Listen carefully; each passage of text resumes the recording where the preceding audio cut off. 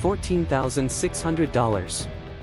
That's what I had to cough up to remove a chimney that my HOA approved nearly 2 decades ago, because one man decided it was an eyesore. My name's Marcus, I'm a civil engineer, and for 19 years I lived in suburban peace in Chester Ridge, a sleepy HOA-controlled development in northern Georgia. The kind of place where front lawns must be earth-toned, and your mailbox can't be too shiny. When my wife and I built our home in 2006, we included a stone chimney with copper flashing, fully approved, permitted, inspected, and signed off by the HOA Architectural Committee. I still have the documents. The first hint of trouble came in the mail. A thin envelope from the HOA marked "Final Notice."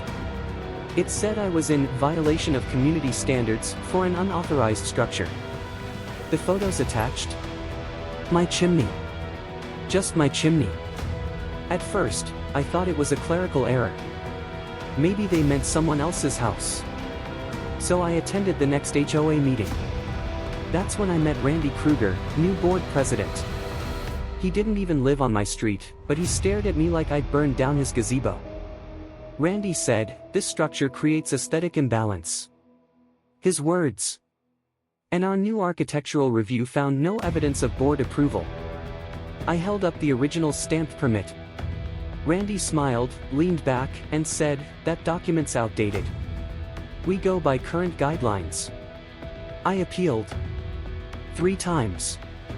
Each rejection came back colder than the last. Then came the fine, $200 per day until the structure is brought into compliance. I'd racked up over $6,000 before I found out from my neighbor why this was really happening. Denise, 4 houses down, whispered it over coffee. Randy hated legacy builds. Said they made the neighborhood look unbalanced. He'd already forced 2 retirees to repaint their entire brick siding because it didn't match tone continuity. Now it was my chimney. And I wasn't the only target. The next week, flyers showed up in our mailboxes. Protect Chester Ridge aesthetics, demand uniformity. It looked official, HOA letterhead, even the seal. But it wasn't. It was propaganda. Someone had started a campaign, using HOA branding, to rally residents against non-conforming architecture. My chimney became the face of their crusade. Knowledge nugget number 1, HOAs cannot retroactively enforce new aesthetic rules on previously approved structures without grandfather clauses. Always get past approvals in writing. I did. And I had those approvals notarized. But that didn't stop them. I requested a member list to send a rebuttal. The board refused, citing privacy. I asked to see the minutes from the 2006 approval meeting. They claimed those records were lost in the transition to digital. Then, out of nowhere, came the city inspection. 2 men in hard hats showed up, unannounced, saying they'd received a tip that my chimney might violate fire safety clearance. They measured, took photos, said, "We'll be in touch." It didn't smell like coincidence. Digging deeper, I found something off. The flyers? They were printed at a local shop owned by a guy named Peter Keene. I only knew because I spotted the watermark. Peter's not just a printer, he's Randy's brother-in-law. And Peter had received a $12,000 communications retainer from the HOA's discretionary fund this year, something that had never existed before Randy became president. This wasn't about aesthetics. It was about control. I pulled every HOA financial statement I could legally request. Buried in a footnote was a line item for legacy structure compliance consultant. That's not a real job. But $43,000 had been funneled into that line over 6 months. That's when I called my lawyer. And then, the twist I never saw coming, my chimney sits exactly 18 inches inside a federally recognized wildland urban interface zone. Basically, a fire risk map. And in Georgia, that means it falls under special EPA compliance if challenged. Knowledge nugget number 2, any structure within a federally mapped WI zone can trigger overlapping jurisdiction. HOAs may lose authority if it enters federal compliance. That's why they reported me to the city. They were trying to trigger a demolition order. And if it worked, every other legacy structure would follow. I snapped photos. I mapped the zone. I even tracked down the 2006 building inspector, retired, but still had the forms. I brought him to the house. He said, "Yep. I signed off on this myself." And the HOA was present. I posted it all on a neighborhood forum. The documents, the fund trail, the WI map, even the audio of Randy saying, "Legacy structures are visual pollution." That post hit 1,300 views in 2 days. Screenshot this clause and tag a friend who needs HOA armor. Grandfathered structures with valid permits cannot be subjected to retroactive compliance standards unless safety risk is proven under Municipal Code 49B8. My neighbors started waking up. Sarah, across the street, found her retaining walls suddenly non-compliant.